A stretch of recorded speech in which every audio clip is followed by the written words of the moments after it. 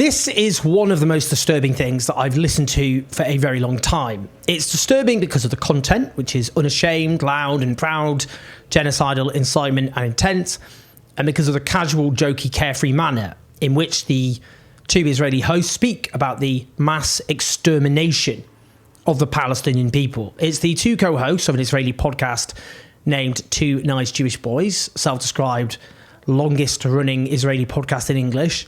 The hosts are named Naor Meninga and Eitan Weinstein.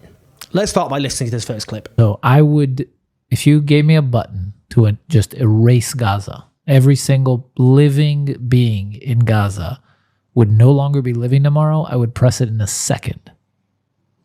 That's just, I think most Israelis if that's agree. The choice, yeah. Yeah. Mm-hmm. No, even if it's not like right now. Yeah, no. I would press it right now. Mm-hmm. Yeah, same with the territories. I would press it right now.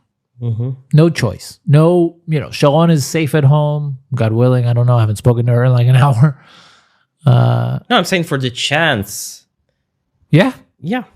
I would press it right now. Give me that button and press it right now. There you go. And I think most Israelis would. Yeah.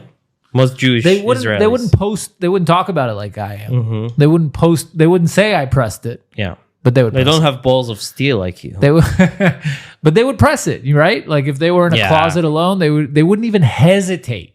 Mm-hmm. Someone came to them and Hadar said, "No one will know. You press this, all the Palestinians are gone." You'd be like, "Fucking hey, is there another one?" Now, before you think, well, who are these people? Clearly, they're just two nut jobs who are totally unrepresentative. One of them, Naor Meninga, worked for the Israeli Prime Minister Benjamin Netanyahu on his 2019, 2020, 2021 and 22 campaigns. In his words, doing chatbots, digital data projections and viral video creation. He was also, in his words, responsible for managing all the digital channels of the Prime Minister. He says one of his main projects was Netanyahu's Facebook and Telegram chatbots, which he initiated and managed, and which he boasts received vast coverage across the Israeli media. His website shows him posing with Netanyahu over and over again, filming him at his desk, looking at their work together, which Netanyahu looks very pleased with. They're wearing different clothes in the photos, so you can see that this is indeed a long-standing working relationship. Now, as a journalist who posted this disgusting clip put it, this is Radio Rwanda in full effect here. This refers to the 1994 Rwandan genocide perpetrated by Hutu extremists against the Tutsi minority, when radio was used to whip up and incite genocide against the Tutsi minority. Now, this clip isn't an outlier, to say the least, in terms of their content. Let's listen to another clip. It starts by discussing the outbreak of polio in Gaza. Doing it to appease It's because we're looking for international legitimacy. Mm-hmm. No one actually gives a shit. Zero people in Israel, if you go up to them and you're like, do you care if this baby in Gaza gets polio? They'll be like, I don't fucking just Yariv Oppenheimer would care. Yeah, okay, there'll be like 20 people who care and they're all wearing Meretz shirts. Like, fuck them. But seriously, nobody would give a shit. They'd be like, leave me alone, man. I'm trying to buy Eat ice shit cream for Shabbat. Fuck off.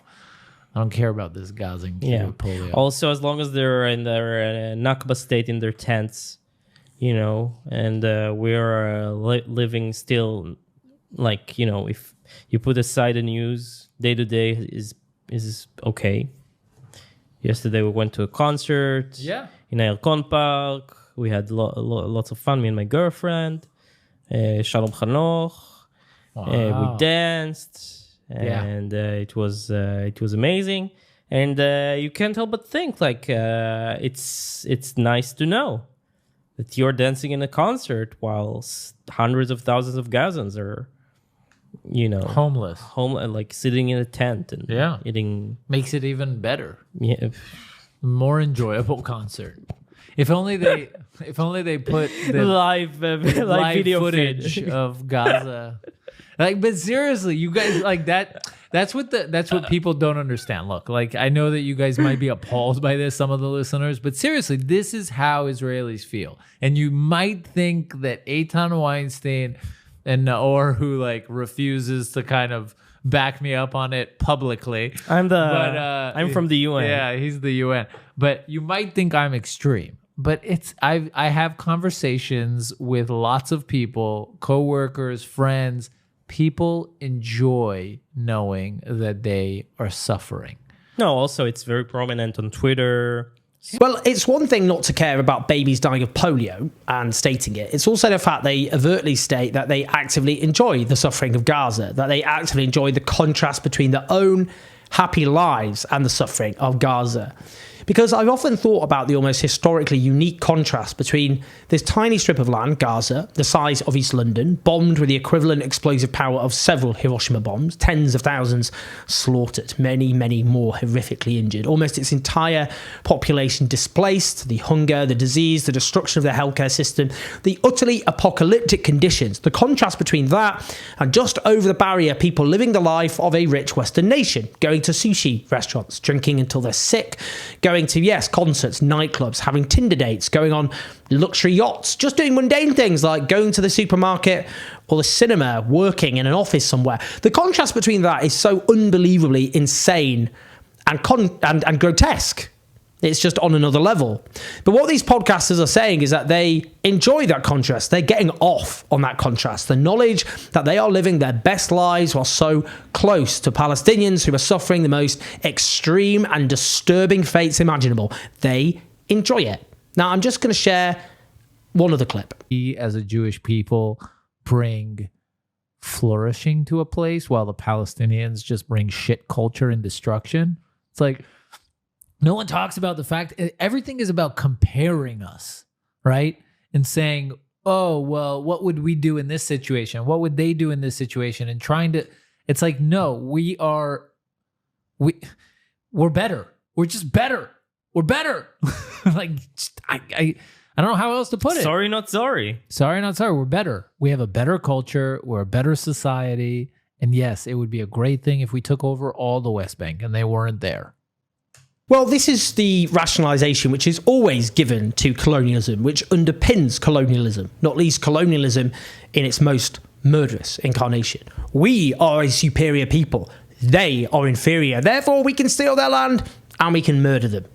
Firstly, any society which commits genocide, and these two are clearly genocidal maniacs, is not a superior society.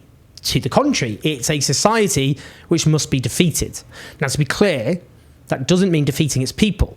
It means a new society has to be born on that land, in which Jewish people and Palestinians are equal, where they have equal civil, political, religious rights, the full shebang. Secondly, and I'm going to say this, as a general rule, I do not invoke Nazi comparisons when it comes to Israel and Israelis, but I have a very straightforward view, which is whatever your background, whatever your ethnicity, if you are going to decide to sound like a Nazi, and both these two people don't just sound like Nazis, they sound like unsubtle caricatures of Nazis, that does not apply. And the Nazis spoke exactly the same way as these two people. They pointed to German civilization and culture and emphasized its purported superiority over that of Slavic culture, which they deemed to be monstrously inferior, and therefore that was justification for taking their land, for Lebensraum, stealing and colonizing its land, and slaughtering its people. Now, these two disgusting little men have relished the outrage. Michael Rosen, a brilliant Jewish British author, quoted them, one of their despicable clips with, "Forgive us if we don't give a shit if everyone there dies," quoting them. And they responded with a gif of a man hammering a red button very hard, accompanied by a kiss emoji. Of course, they were talking about hitting a big red button where they could exterminate the entire Palestinian people. Just two final points in response to, I've seen this on Twitter, this is a fringe opinion, they're extremists, they're not representative. Well, we've already established that one of them worked closely with the Israeli Prime Minister Benjamin Netanyahu. But okay, cool, if they're just unrepresentative extremists, then it will be very easy for the Israeli state to prosecute them, won't it? Because you see, Israel is legally obliged to prosecute these two people.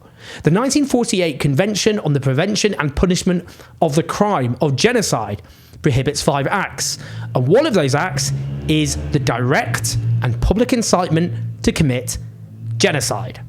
It makes that clear. It is one of 5 offences under that genocide convention. Well, there's nothing subtle about what they say. You can't use some pathetic weasel words to pretend these people didn't really mean what they went out and said very clearly, explicitly, and unapologetically. This is a slam dunk, clear-cut case. Israel was a signatory to this convention, born, as it was, out of the Holocaust.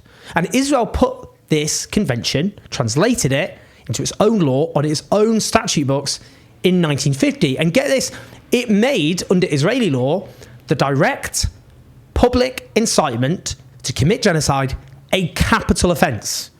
That is, it is, theoretically at least, under Israeli law, a crime punishable by the death penalty to incite genocide in the way these two gentlemen clearly have. I don't support capital punishment in any circumstances, but I do believe Israel should abide by its own law in this case on prosecuting the public incitement of genocide as per its legal obligations under the Genocide Convention of 1948, which, of course, it implemented under its own law. To further underline this point, the International Court of Justice, the highest court on earth, in January, in its provisional orders, ordered Israel to prosecute those guilty of the public incitement of genocide. So, as per international law and Israeli law, these two men will now be prosecuted, right? Won't they? What is there to lose? I mean, if they're just fringe extremists, no one's going to care, are they? There'll be no outcry. Israeli society will rally behind that decision. People will go, look, whatever you think about Gaza, oh my God, this is outrageous, this is despicable. Of course, our own law says public incitement of genocide, this lot, they definitely publicly incited genocide, bang to rights, lock them up. This brings shame on Israeli society, it brings shame on Israel. We don't want the world to think this. The least we can do is to prosecute them as per our own legal obligations under our own law.